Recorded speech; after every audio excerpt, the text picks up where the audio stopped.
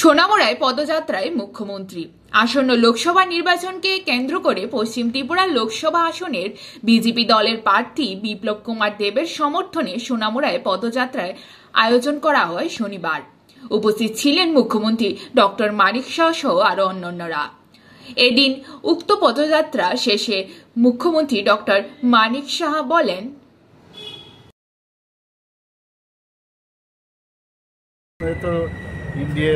India jute ওরা নাম দিয়েছে INDIA, আস্তে আস্তে করে তো ভেঙে যাচ্ছে। এক এক জায়গায় এক এক রকম, ওরা ওয়েস্ট বেঙ্গলে একরকম নীতি, এখানে একরকম নীতি, দিল্লিতে আর একরকম নীতি, এক এক জায়গায়। এদের আসলে এটাকে অ্যালায়েন্স বলা চলে না। অ্যালায়েন্সের নামে ওরা অ্যাকচুয়ালি মানুষকে বিভ্রান্ত করার চেষ্টা করছে, এবং আমি নিশ্চিত যে অ্যালায়েন্সের কাজ কিছুই হবে।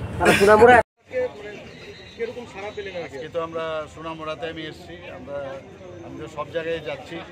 আমাদের ওয়েস্ট পার্লামেন্টারি কনস্টিটিউয়েন্সিতে আপনারা জানেন যে আমাদের যিনি প্রাক্তন মুখ্যমন্ত্রী এবং রাজ্যসভার সদস্য ব্যুরো রিপোর্ট, জনদর্পণ। হয়েছেন।